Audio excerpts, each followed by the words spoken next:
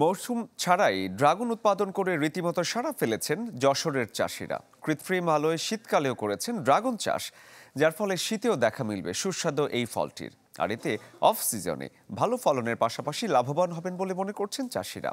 যশোর থেকে তৌহিদুর রহমানের রিপোর্ট, ছবি তুলেছেন ইমরান হোসেন।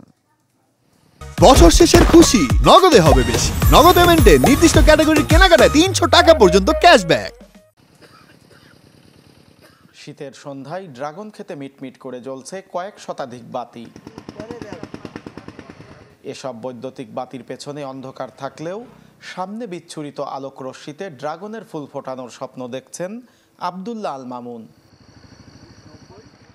যশোরের চৌগাছার গোয়াতলি গ্রামের এই ড্রাগন চাষি জানান, ইউটিউব দেখে নিজের ১ বিঘা জমিতে কৃত্রিম আলোয় চাষাবাদে উদ্বুদ্ধ হয়ে শুরু করেন চাষাবাদ।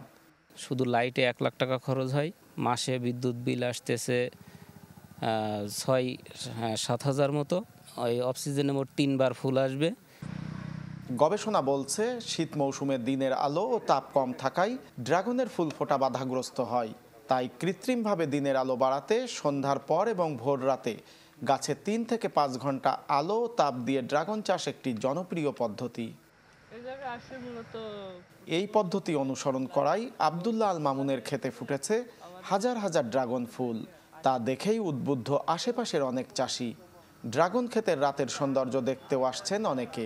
আমরা আশাবাদী যে ফুলটা মানে যে আলোটা দিয়েছি, আলোটাই আমাদের অনেক ফুল হয়েছে আর ফল হয়েছে। আর তার মধ্যে এইও ফুল দেখতেই পাচ্ছেন আপনার, ছোটো ছোটো এসে গিয়েছে। বুঝেছেন, এই আবাদে পর্তা আছে, বহুত আবাদ করলাম আমরা, তাই এই আবাদটা ভালো, খুব সুন্দর। এটা যদি সে ভালোভাবে সাকসেস হতে পারে, আমরা উদ্বুদ্ধ হব হয়ে আমরা নিজেরাও এগুলো করবো আর কি। এটা একটা আনসিজনাল ফল, যেহেতু এটাই আপনার জমিটা পড়ে থাকবে, জমিটা এখন পড়ে থাকবে, এর মূলত আমাদের আশা আছে এতটুকু। তবে বাড়তি পাওয়া স্থানীয় দর্শনার্থী। বিষয়টা আসলে আমার ভালো লাগলো যে বিষয়টা করছে যে আমরা শীতের দিনেও ফলটা খেতে পারবো, ফলটা পাবো। আমি অন্য জায়গা থেকে এখানে দেখতে এসেছি, জায়গাটা অনেক সুন্দর, দেখে অনেক খুশি হলাম। কৃষি সম্প্রসারণ অধিদপ্তর বলছে, এ পদ্ধতিতে চাষাবাদে সারা বছরই মিলবে মৌসুমি এ ফল।